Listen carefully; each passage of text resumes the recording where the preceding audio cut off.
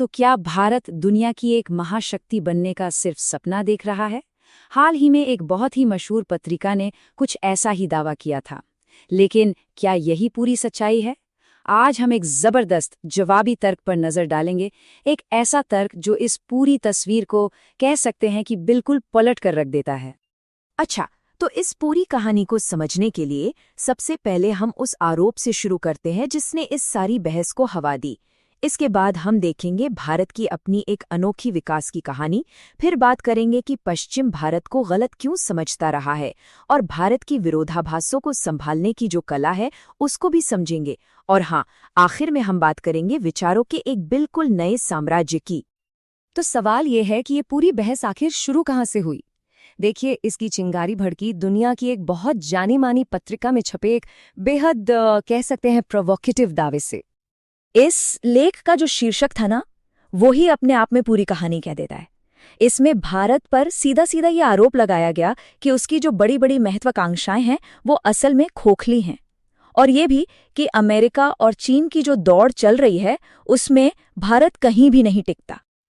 तो यहाँ पर हमें दो बिल्कुल अलग अलग नजरिए देखने को मिलते हैं। एक तरफ है वो आरोप जो इसे एक भ्रम या डिल्यूजन बताता है, और दूसरी तरफ है ये जवाबी तर्क जो कहता है कि ये कोई भ्रम नहीं बल्कि भारत का एक बहुत गहरा और ऐतिहासिक आत्मविश्वास है जिसे बस दुनिया गलत समझ रही है। अब इस जवाबी तर्क की जड़ तक पहुंचने के लिए हमें थोड़ा पीछे चलना होगा, आजादी के बाद के भारत की कहानी में, क्योंकि सच तो ये है कि भारत का रास्ता हमेशा से ही बाकी दुनिया से थोड़ा अलग रहा है। ये एक लाइन ये आज़ाद भारत के मूल सिद्धांत को, उसके कोर फिलॉसफी को बहुत खूबसूरती से सामने रखती है। मतलब, पहले अपने लोगों का पेट भरना, फिर हथियार बनाना। देश की आर्थिक तरक्की को सैन्य ताकत से ऊपर रखा गया। जरा सोचिए, एक देश जो कभी भुखमरी से जूझ रहा था वो आज अनाज का निर्यातक है। ये जो सफर है ना, इस जवाबी तर्क में इसे एक ऐसी शानदार, ऐसी जबरदस्त उपलब्धि बताया गया है जिसकी मिसाल शायद ही आधुनिक इतिहास में कहीं और देखने को मिले। लेकिन बात सिर्फ पेट भरने या अर्थव्यवस्था की नहीं थी। इस जवाबी तर्क में भारत की नैतिक ताकत की तरफ भी इशारा किया गया है। याद कीजिए वो गुटनिरपेक्ष आंदोलन जिसकी शुरुआत भारत ने की थी। मकसद साफ था कि जो नए नए आज़ाद हुए देश हैं वो किसी भी बड़ी ताकत के दबाव में ना आए और अपनी पहचान बनाए रखें। तो फिर सवाल ये उठता है कि अगर भारत की कहानी इतनी मजबूत है तो फिर पश्चिमी देश और खासकर अमेरिका इसे समझने में चूक कहाँ कर रहे हैं? इस जवाबी तर्क के मुताबिक जवाब छिपा है इतिहास की परतों में। इस गलतफहमी की शुरुआत होती है 1970 के दशक से। वो एक ऐसा दौर था जब अमेरिका और चीन एक दूसरे के करीब आ रहे थे। वहीं दूसरी तरफ भारत की दोस्ती रूस के साथ लगातार गहरी हो रही थी। फिर भारत ने अपना परमाणु परीक्षण किया और इस एक कदम ने इस दूरी को और भी ज्यादा बढ़ा दिया। नतीजा, भारत धीरे धीरे अमेरिकी रणनीतिक सोच के दायरे से बाहर होता चला गया।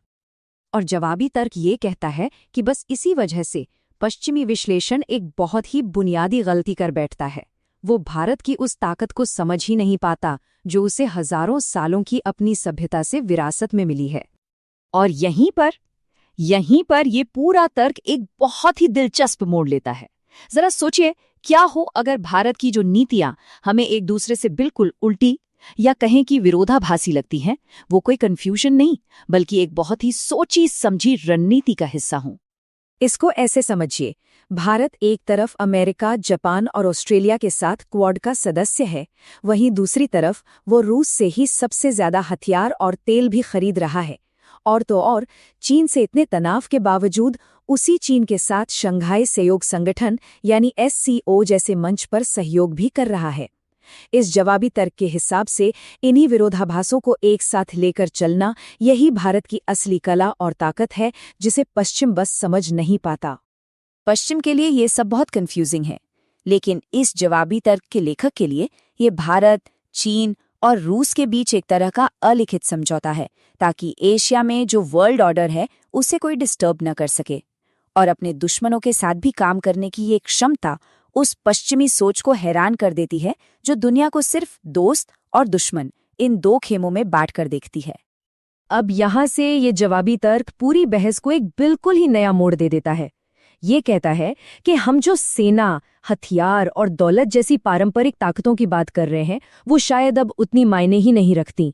असली खेल तो कहीं और हो रहा है। तो फिर असली प्रेरणा क्या है? आज दुनिया को कौन सी चीज चला रही है? ये सवाल इस पूरे तर्क का सबसे अहम पड़ाव है, क्योंकि यहाँ से बहस मिलिट्री और इकोनॉमी से हटकर ताकत के एक बिल्कुल नए मैदान की ओर मुड़ जाती है। देखिए, पुराने जमाने में ताकत का मतलब था मिलिट्री पावर, बड़े बड़े गुट या फिर ट्रेड वॉर्स। लेकिन अब इस तर्क के मुताबिक असली ताकत है टेक्नोलॉजी में सबसे आगे होना, डेटा पर कंट्रोल रखना और जिसे लेखक कहते हैं विचारों का साम्राज्य बनाना, यानी माइंड स्पेस पर कब्जा करना। और इस नए मैदान में, इस डिजिटल किले में अब सेंध लग रही है, और ये सेंध लगा रहे हैं चीन, भारत, जापान और वियतनाम जैसी पुरानी और विकसित सभ्यताओं वाले देश। जवाबी तर्क ये कहता है कि पश्चिम की जो बादशाहत थी वो अब खत्म हो रही है।